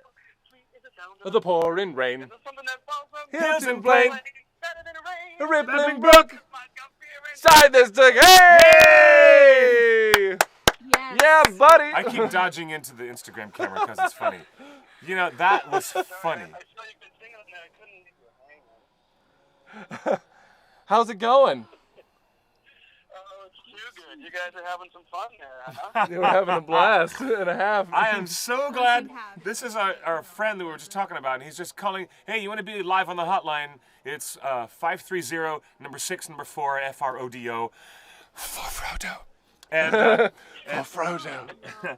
and we're here live from Meltdown Comics. Justin was shaking his head a minute ago. He's just abandoned us. Left. He can't Yeah, in handle. and out. Fine. Like it's. He cannot handle Hobbit drinking songs, evidently. Yeah. Justin, he needs to sing. He needs to get his singing voice on. Yeah, he's got to Come on. party and sing. Justin. Yeah. Hilarious. How you been, Chris? Welcome to the show. Oh, I have been fantastic. Yes. I just love watching you guys do your thing. I've been listening to you guys talk about cosplay and stuff, and I'm really wanting Matt to bust out the Elvin jockstrap again. I'd love to see him. Elvin jockstrap. Uh-oh. The infamous Elvin jockstrap. Is that coming back? Oh, absolutely. Oh, wow. Just Yeah, I believe. remember for the One Ring party we had the 1 year for the Hobbit Unexpected Journey when it went to the Oscars. Matt decided to wear his Elvin jockstrap with his costume, and he looked so pretty. What a So beautiful pretty. man. No, he's kidding. Oh, God. It sounds hilarious, though. Yes. Where I'm going to say, all right, as Justin would say, pictures or it didn't happen. Yes, there it is. Okay? Photos or it didn't happen. He's gonna you're gonna Photoshop it, I'm sure. Yep, it's coming. Awesome. Okay, Justin's returning. Here he comes. Come on back. Okay, Justin, did you see... hey, Chris, by the way, it is great to have you, and we love you, man. It is really a moment of reunion and fellowship. Glad to have you here. Yeah, me too. All right, we'll talk to you later. Justin, I have a request for you. Justin. Did everybody see the recent thing that Ian McKellen did, this live interview on the BBC, where he admitted to the host that the producers of Harry Potter had him in mind and had contacted him to replace the late Richard Harris as Dumbledore? Did you see Right. that video? please, if you can find it and drop it into the TriCaster and let us all see it, because it is so epic. Shade. It is, oh my God. Sir Ian McKellen throwing shade back at a deceased Richard Harris. Wow. Because Richard Harris had openly criticized Ian McKellen's acting and didn't like his acting. Wow. And so it's like he reveals the real reason. Is he a person? He Is he real then? watch what happens. Yeah. Oh my Who gosh. cannot like Ian McKellen's acting though? Hey, who could not like Richard Harris's Right, acting? right, Come right, on, right. Camelot, Yes. Gladiator, not to Yep. mention millions of other films. Count of Monte Cristo. Oh my God, The all Count of of Monte it. Cristo. Yes. Okay. So hey, I know it's a weird world, but the criticism that Richard Harris levied was against many other Shakespearean actors, not just Ian McKellen. Right. And it's in the interview. Justin's going to find it, and Justin will pull it up on TriCaster. It is so brilliant, and it is really intriguing. It's gone viral. It's explaining how close Ian was to considering, but dismissing outright. He dismissed outright that he could or would replace. Was he up for Gandalf? Richard Harris? No, not that I know of. Oh, no, okay. Sean okay. Connery was originally. Oh, right. Sean Connery was originally up for Gandalf. Would you believe that? I love it when a plan comes together. You shall not pass. You shall not pass. Shaken, not stirred. Oh, I got a What do you question think of that? Balrog. from one of my friends. So do all who live to see She such shot times. times. Oh no. One of my friends Oh, wants God. to know. I love Sean Connery. Very different Gandalf. When a plan comes together. Yes. What? Oh, yeah, what? I'm sorry about that, folks. Just having a good time. Yes. One of my friends, he wants to know, do you think that Harry Potter knew he was what he was getting into when he wanted to battle, when he wanted to go to, oh, this is weirdly, wanted to go to Narnia to battle the Wicked Witch of the West? Yes. What? What? What? What? Was that a triple dip into 3 different Yes, Yes. exactly. stories? Yeah. Was that a Tolkien, Narnia, and Oz mashup question? Yeah. Well, thank you for that. And the answer is yes. Okay, so I just instantly, yes. but you need to go back yes. down to that alto range and say yes. Yes. Well done. Hey, so anyways, here it is. He turned the role down. Gandalf was, and Ian McKellen is totally throwing shade in this interview at the ghost of Richard Harris. Wow. You know, saying I could never properly take on the role from another actor who didn't approve of me. And it's just really intriguing. Huh. And it's like, wow, yeah, this is going to be so cool. As soon as Justin finds it, he's going to pull this up. Amazing. And hey, hello, Dennis Pecking. Do you think there will be another Lord of the Rings movie? By me, yes. In another generation? Yeah, we're looking do like yourself. 20 Yeah, Absolutely. I'm doing years down the road, maybe. Yeah, that'll happen another 20 years or 30 years maybe down the road. Yeah, it'll happen. it. Sorry, Yeah. what? However, at the time when it All happens, cosplay. just to answer your question, when it does happen, technology and virtual reality, VR, Yeah. and everything, and you know, augmented reality and sensory things. that Virtual book. you know, the fact Just that dive into Tolkien. there are theaters that will be using holograms, will be using spray scents in the air, like they do now with the 4XD theater experience with rattle and rumble seats and fans blowing in your face. I went and saw Doctor Strange. Yeah. And they go out to the snowy mountains in that scene where they open the portal door and he ends up out there, and they turned on like a blizzard Oh, inside yeah. the theater, and we were all blasted by wind. Oh, really? It The was- the and theater was it was for interactive. 4XD. Oh, cool. Yeah, 4DX, whatever you call it. It was 4DX. Wow. And it was so cool. They were blasting like sprinkles of moisture at us. And it was so cool. I'm going to restart this. And because Instagram only, Lets you do it for so unfortunately, long.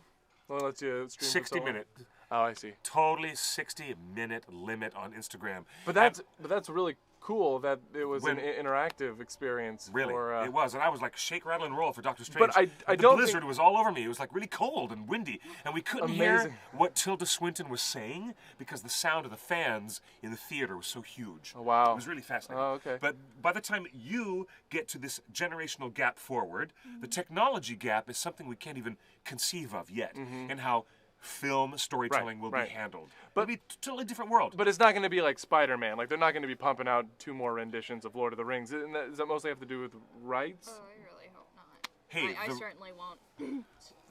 the rights are held to The Hobbit and the Lord of the Rings by a little company in Berkeley, California, and they'll make any licensing deal with anybody who coughs up enough change. Okay.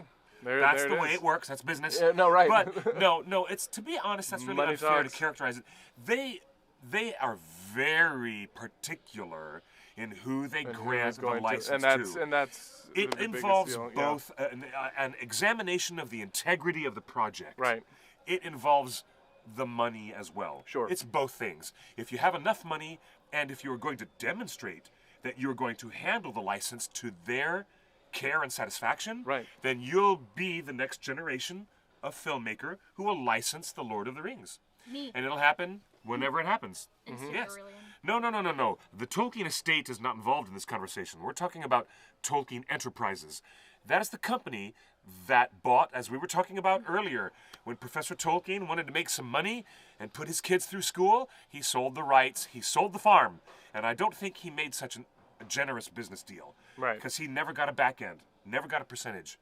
That's why they've been suing for it since the movies make billions and billions of dollars. Wow. Right? Yeah, So the yeah. Tolkien estate manages the literary properties, and Tolkien Enterprises, an American company, holds All the only specific media rights to right. this, The Hobbit and The Lord of the Rings, which is over there on the shelf. Hey, what's up? We got another hotline call. All right. You know what? If I didn't know better, I'd say you were on the OneRing.net. Who are you? Where are you from? Hello, hello. Are you there? Hello. Oh, Yeah, hello there. Hey, you're live on the OneRing.net. Who's calling and where are you calling from? This is Dan McMahon from New Hampshire. Hey. Hey, Dan. How you doing, Mr. Man from New Hampshire? What's up, Dan? Welcome to the show. I was just wondering if you could go back to college and you had to choose one member of the fellowship to be your roommate in college, who would it be for 4 years straight? A member of the fellowship to be my roommate? I like this question. Oh, boy. Easy. That's easy. One. Samwise. Because A, you can trust him. You can totally trust him. Yep. And B, he cooks. He cooks really well. He Dang, can make a that's magical great. meal out of nothing, like you would want to do in a dorm situation. So there you go. Potatoes. There you go. Potatoes. Boil them, mash them, stick them in a stew. Boil them, mash them, stick them in a stew. Yes. Potatoes? Potatoes. All right. So Yes. what about you? Oh. What about you, Hannah? Okay, well, I'm not even in college yet. Not yet. But, That's funny. Probably, yeah, I'd probably have to go with either Sam. Yeah, Sam, Aragorn, or Gandalf. Sam, Aragorn, or Gandalf. Yeah. Wow. As a cool roommate. Wow. Someone to I help would you with your choose- studies. I would Yeah. choose Pippin. Like, he's my favorite member of the Fellowship Yeah, and my favorite Merry and Tolkien Pippin. character. You do a But, lot like, of mischief. But the thing Merry is, Pippin. years lot of college that, parties. I'm like, I don't That's know. a lot. That's, I know, I was thinking about that that's too. quite a bit. That'd be like staying for 4 years with the Weasley twins. Oh, Gosh, no. no. God, no. All right, what about you? The King of the Eagles. Get me to class on time. Yeah? Oh, the Lord of the Eagles? Lord of the Eagles, yes. Okay, he wasn't in the fellowship. Oh, dang it. Okay. But I let's like the see. way you think. Yes, yes. Right? I'm trying to think of something. And then Dan, we'll come back to you and we'll ask you, Dan, to answer your own All right. question. What do you think, Matthew? LOTR. What member of the fellowship would be? Oh, from the Fellowship. Yeah. Oh, not Boromir. I feel- Definitely not He would, Boromir. he would bring any He'd take party all your down. stuff. Yeah, he would No, not have a good it time. was just because of the ring. He's a good guy. He's a good guy. He's a good. No, you know what I feel like He'd he would take be? all your He stuff. would Take be all a your frat stuff. boy. You're That's like, what he would be. He wait. would be a frat boy, throwing parties all the time. Frat boy. You would be Boromir. you would be fighting with him Yes. over the remote every day, and he'd say, "It should be mine. By rights, it should be mine." You could fight Hey, over the that's remote true. with Boromir That every is damn true. day. I'm sorry. But, yeah. Okay, everyone on Instagram is saying Legolas. Well, Everybody wants to. oh, be well, rooted with Legolas, yeah. Gimli. Now, Gimli would be a good old time to have. No, not Gimli. Too much of a party animal. Party animal. You wouldn't learn a thing for 4 years. Okay, so and your answer would be I have to think about it. I'll give you a good one. okay. Yeah. And then Dan, who would you have a roommate with in college? I mean, you gotta go with Gandalf, the wizard, because you could get He's him chill. to do all your homework. Yeah, He's yeah. chill. You Yeah. can copy off of him every night. You don't Riddles in the dark. No, Gandalf wasn't there for the riddles in the dark. No. Okay, that's awesome. Thanks, Dan. Thanks for your question. No problem. Good to have you on the show. Thanks for joining us. And enjoy Nice meeting you. the beautiful, I hear beautiful spring is about to happen when that snow melts where you live. I hope so. Oh, God, it's awful. I know. Hope. You know what? It's right around the Have corner. a good night. It's April. It's April. It's coming soon. Coming soon to a theater near you. Spring. Oh, It's yeah. coming Yes. soon. Yeah, buddy. Take care. That's so awesome. Samwise cooks, but he makes a racket with all those pots and pans he carries with him. Better than Aragorn would be a cool guy to be with. Dave Gentry says that I feel Legolas like you has the wouldn't way be able bread. to joke with him, though. I mean, like, you can. Strider. But, like, yeah. I mean, like, for myself, I'm naturally a sarcastic Mm-hmm. person. I feel like he would, but he would be, like, I feel like he would He'd be be a judging you. Yeah, he all would the be time. judging you. You would be like, oh, he'd be Underneath like, his hey, you hood, want smoking some his pipe. blah, blah, blah, ramen noodles or Yeah. whatever? I'd be like, no, I want filet mignon. And then you'd be like, All right. I don't know where Justin is in his search for the video of Ian McKellen, no, but you probably just left. no. What? You think he probably just left? All right. I'm just kidding. He I probably made. did. Let's go back to WonderCon since we all have Yeah, a random- WonderCon. And Yes. you I brought made a Sandman. purchase. I made a purchase, and I thought that it was going to be really cool Is and that the fantastic. complete works? No, it's. Ooh, wow! Look at that. That Volume is volume 2. 2. Only volume Boom. 2. And this That is is something that I want to talk about hand in hand with this, the annotated Hobbit. See, I'm going to show the folks at home what we've got here. And I'm holding this up on a green screen. This is the annotated Hobbit. See this, everybody? This is the most awesome book, the annotated Hobbit. And the reason why it's so cool is because this special edition has the Hobbit on the inside, and the outside margins are all beautiful notations. They talk about the history of Tolkien's languages, his affection with northern Icelandic poetry, and they have scholarly notes. And this, oh, look, hey, how about let's talk about those purple butterflies that Bilbo was seeing when he was climbing up into the top. Wow. Well, Every detail. here's the actual species of the purple emperor, Apatura iris, one of the largest and most elusive species of butterfly in England. What? Yeah, that's right. We're talking about the annotated Hobbit. It's super awesome. I'm showing the folks at home on Whoop, you got some- Instagram. That's okay. Let the papers fall out. But here's the funny thing. I thought that this was going to be so cool to have an annotated version of the Sandman. Take a look at that. Tell me how awesome that is. So I've this seen was, you with this before. This It's was really on cool. sale for half off. It was $25. It is a big, beautiful hardcover collection of the award-winning, the Hugo Nebula award-winning The Sandman. Breaking new ground since 1990s. It's one of the best comic books and is constantly heralded as one of the most intelligent, amazing comic books ever. And this annotated edition was going to be something like I thought this was going to be. I thought it was going to be filled with all these notes on the side, and I open it up and I'm like, oh yeah, this is a reproduction of the Sandman comic, and it's really beautiful, and look what's inside. No notes. No notes, no annotations. Look, page after page after page, they're blank. so wait, They're this totally was blank. Look, advertised there's one. as- What's that? This was advertised as annotated? Well, it is in a couple of spots. Look, there's one. There's one. There's a couple of little spots. Not in depth though. Here's something. And on the back of the book it says, oh look, we had extensive interviews with the famous author Neil Gaiman. Neil Gaiman, who has written American Gods, which is about to launch as a huge new TV series on the Starz network.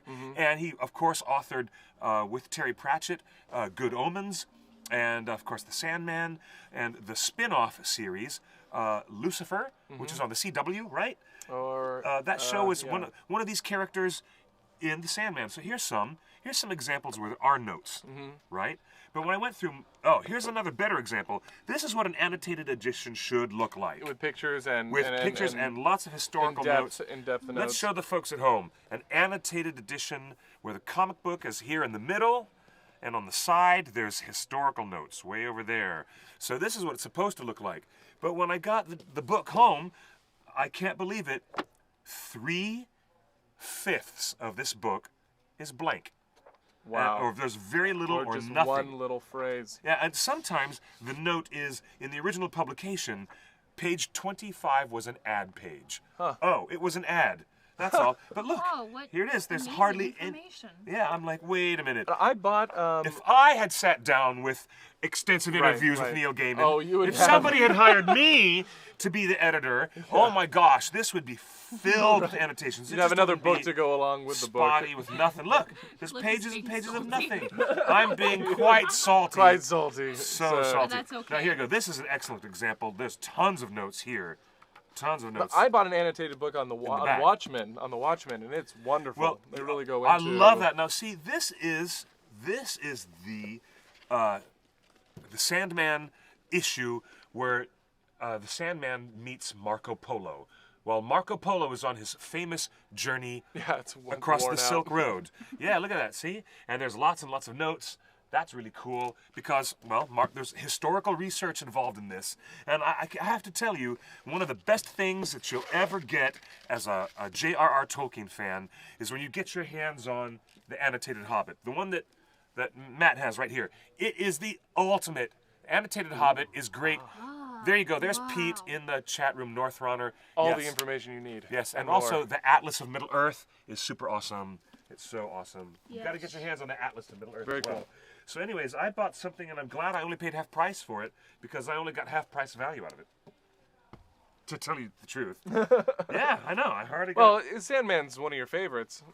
The Sandman is one of Joseph Gordon-Levitt's favorites. Oh, really? He had taken, and Warner Brothers, as you know, has all the DC properties, right? Hey guys, I don't know if you're excited. The new Justice League trailer was very interesting. They showed a lot of Wonder Woman Woman's footage coming out, at yep. WonderCon. WonderCon was filled to the brim with scenes from Wonder Woman. They showed a lot Really? at the Warner Brothers panel. They did. Warner Brothers is upping the engine of marketing both Wonder Woman and Justice League, and that also includes where the Sandman would fall within that camp. And you know, after the bad performance of Batman vs Superman and Suicide Squad, you know, as much as I like the song, I love the song by 21 Pilots at the end credits. 21 Pilots. All my friends are heathens, take it slow. It's not. They're not doing well. But I mean, besides all that, DC is not being handled very well by Warner Brothers. Right. And that's why Joseph Gordon-Levitt, after 2.5 years of development and writing the script for The Sandman, he got into a fight with Warner Brothers. The top brass said, we want to muck about with The Sandman and add in lots of garbage and stuff. And Joseph Gordon-Levitt, bless his heart, he has integrity. And he said, no, we're not doing that. We're doing Neil Gaiman's The Sandman. We're doing the Hugo Nebula award-winning The Sandman. We're not doing all that other stuff. And for creative differences, he walked away from the studio and walked away from his dream project. wow. And it's out. It's out now. Jeez. And this is what happens in Hollywood. Yeah? This is what happens when someone wants to interfere with the intellectual property. And we have to admit, in hindsight, there was a lot of involvement with Warner Brothers allegedly pressuring Peter Jackson and Fran and Philippa to add the Tauriel Keeley romance. Oh, yeah. To add Right, the subplot right. with Tauriel and Keeley, to add all these other things. a lot of things. A They lot of pressured things him to to- press to yeah. the. As much as Peter has gracefully given the impression to fans that That he wants thought to it was do- a good idea to make a third film, Right. we're hearing rumors now much later that Warner Brothers was studio interfering Right. and forcing the project to become. But then again, when I watch the production diaries, watch the appendices on the wonderful extended editions of The Hobbit, I stop and realize, no, there really was a mess of the timing being so bad for the film. Really? And how he couldn't even finish the... Oh, well, yeah. You know, Right, he couldn't right. finish The Desolation of Smaug. He didn't have an ending for the film. Right. Peter didn't have time to write and prepare. And so splitting into a third film allowed him to completely breathe for another year and write and prepare Battle of the Five Armies and give it the attention that it needed. And of course, fans still criticize it for being bloated and over the top and ultimately rated R. Well, I mean, like, Rated R, The Hobbit. The most gentle children's story is rated R. And I gotta change my voice to sound angry about it. yes. Yeah, no, I'm salty. saying. I mean, you know Salty. what I'm saying. So that's just what happened. But Salty. how about the fact that there's probably a ton more studio interference Yes. at that level than Peter may have ever wanted to admit to us. Right. And that's okay. I can't blame the guy. He just didn't want the whole project to fall apart, and it was falling apart when Del Toro had to leave. Right. Yeah, the MGM switching was of directors, imploding. everything You know, all was- that mess. yeah. So at least Should have called me. Oh, there you you should have go. called me. You should have called Hannah. I was like 10, so I mean, there you go. you know. Okay, so all right. Ghost in the Shell. Failed at the box office. Even Boss Baby made more money Boss than Ghost in the Baby Shell. is on That is top. so shocking. All right, this is about as shocking as a thing. Everyone thought Ghost in the I'm Shell was seeing going to be I'm huge. seeing Power Rangers. How was it? I mean, Yeah. I mean, there's a lot of reboots going on. She says that Hollywood disappointed is somewhat. hardly ever original. Yep. A lot Never- of people never original. told me they were I'm disappointed good, sorry. somewhat with Power Rangers. I'm feeling But it. hey, Boss Baby made more money than Ghost in the Shell. Right. This is like when Disney put out their $120 million The Black Cauldron, and instead, Right. the Care Bears movie stormed the box office instead. It's the same analogy. Right. Wow. Whoa. No one expected that. Ghost in the Shell. Ghost in the What? Shell Complicated Yeah, story. it was. Huge fantasy world. opened in third place. Yeah. With less than 20 million, I think, opening weekend. Well, there it is. Well, How about they had a white woman playing an Asian. Well, role. they had a white woman Whitewashing. playing an Asian one. Yep, There it is. there it Bongo is. low-key magic. Yep. Claps all around. Thank you. Round of thank you. applause. Yes. There you go. Yes. Yes. There you go. Yep. No, Yep. Wonderful. no Asian American. No Asians from Asia You know, doing the role. there's an interesting story that's floating around today where they interviewed 5 Asian actresses or Asian American actresses, talking to them about their responses to seeing Ghost in the Shell, which I haven't even seen yet. It's really interesting. The director, Oshi Miyake, I can't pronounce it properly, he was quoted in the press before the opening of the film. Maybe the Major was an android who was designed to be a Caucasian android. We don't know. She was not a Japanese girl. Okay. She was an android. I see. Quite possible she may have been a very specific Caucasian element. But aren't there other androids as well? Aren't there? Yeah, but you know what? Yeah. But you know what?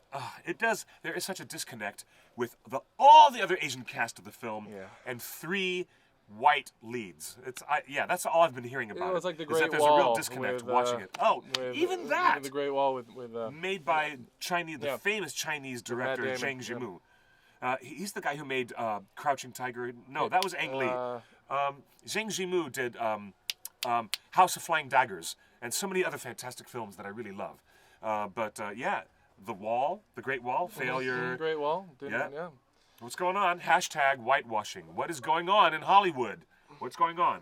Well, a lot of studios are making big decisions that aren't keeping up with even the major streaming companies. I mean, Netflix is breaking ground. They're Hulu, Amazon Prime, and they're the ones who are starting, and all the other major studios are playing it safe. They are a little too safe. Very, yeah. They say that when there's a new Doctor. Okay, now Peter Capaldi is about to leave Here you Doctor go, Who. Sarah. Here we Here go. you Oh, okay. Sarah, yeah. this is All right, for you. Doctor Who. Whenever the Doctor Who casting announcement happens, people always get into this conversation, and the tenor of it is similar to when there's a James Bond casting conversation. Mm-hmm. It's true. That's very. I would not have a problem with Idris Elba being a new James Bond. In fact, and everyone wants to should fight be about the that and say, Doctor. why does the Doctor or James Bond have to be a Caucasian male? I would love to see James Bond be an Indian, because I would like to see them Right. break out of this mold of thinking yeah, and go way afield. I don't think Aziz Ansari would be our next James Bond. Well, they're. You know who would be? Dev Patel. I would go nuts out of this world to see Dev Patel after he had fitness training and got kind of beefed up. Dude would be the most awesome James Bond. or a female- I'm just or a saying. female doctor. I'm all about that. How about Female doctor? How about a woman doctor? Absolutely. Oh, yes. Okay. Absolutely. That would be good. Yeah. Hey, Yes. outside the box. Outside I'm the all casting. for Renee Goldsberry. Because who plays ultimately, Angelica in people find it Hamilton. interesting. Yes. Say it again. Sorry. Renee's Goldberry, or Mm-hmm. Elise Goldberry. She plays Angelica in Hamilton. Yeah. she should be the Doctor. The new or Doctor. At least like a Time Lord or something like that in one of the. I would love it. I would love it. Just That would thinking be great. thinking outside the box, changing things. I mean, See, thank God, says Pixie Poet. Ugh, I really can't stand Peter Capaldi. I wish that Colin Morgan would play the Doctor. What about Sherlock? What about Sherlock? Well, Sherlock. you know what? It's interesting. Now, at I what haven't point, seen the new period piece ones. I hear they're good. the new period piece Sherlock? The Sherlock, yeah, the newest Sherlocks, right? Isn't that What you mean with Cumberbatch? Yeah, and- Cumberbatch. Yeah. I haven't seen them. I haven't seen the new ones either. Yeah. No. Yeah. Okay. Oh, oops. Hey, you've only seen one Miyazaki film, and you haven't seen the amazing things I've seen with I like know. Japanese animation. I know, but you haven't seen the amazing things I've seen with Cumberbatch and Freeman. Touche. Oh, there it is. Touche. That eyebrow. Boom shakalaka. Okay, how about Naveen Andrews would be a great James Bond, I think. Yeah, hey, Naveen Andrews? Hell yeah, that's a great idea. Hi from Argentina. Hi from Argentina. Hello, everybody. Hello. Hey, we've got Argentinian friends who live right a few blocks down here. A good friend of mine. I tell you what, we've talked about cosplay. We talked about Professor Tolkien selling the rights to The Hobbit. I'm glad that we have not talked about the Silmarillion too much, but yeah. Hey, did you find the Ian McKellen video from the BBC? No. Okay, look in my Twitter feed. It's in my timeline on my Twitter feed. Gracie. Say goodnight, Gracie, because it's 6:30. Oh, it's time to wrap it up. Uh-oh. Okay. Big question from Instagram, Chris Reyes. Does anyone think Sauron could win the Yeah, Game Star of Trek is- Thrones? yeah. Yes, absolutely. I think Sauron would take over the Iron Throne of Westeros, and he would do it effortlessly. I've never seen Game of Thrones, but I got, like, I don't even know. I started reading one of the books, and I want to watch it. We're going to say goodnight to everybody. It is so fantastic having you guys on the show. And there goes the live stream. We're shutting down, and Justin's not here to say goodnight. We'll say goodnight on his behalf. Yeah. Big thank you to my guest Thank stars. you. Thank Okay. you, Clay, for having Oh, us thank on you. today. We did talk about a whole bunch of crazy different stuff. Yes. But you know what? The Silmarillion is a thing for the far future. It's not happening Not that far. It is in the far future. Trust. In the meantime, you guys keep rolling around ideas of what you think Baron and Luthien is going to be like when the book is published this coming June. Thank you for joining us on the OneRing.net. Good night, everyone. Thank you, guys. It's so fantastic. This is Matthew. Where can you find you, Mr. Musgrove? You can find me on Instagram or Twitter? Yeah, do Instagram and Twitter too. Real quick, Well, because this is your sign off. What is it? Facebook. Find me on Facebook. I have a Facebook page. Okay. Matt Musgrove. You can find me, QuickBeam2000, and you can find... Silmarillion28 on Twitter, and then Baggins is here on Instagram. That's right, Silmarillion28 on Twitter. And say goodnight, Armando Bloom. Yes. Say goodnight, Armando Bloom. So dreamy. Armando So Bloom. dreamy. So dreamy. Armando Bloom. Say goodnight, Armando. Good night. All the girls are screaming. All the girls are screaming like the Beatles showing up on Ed Sullivan. Yes. Good night. We love you. See you Bye, later. guys.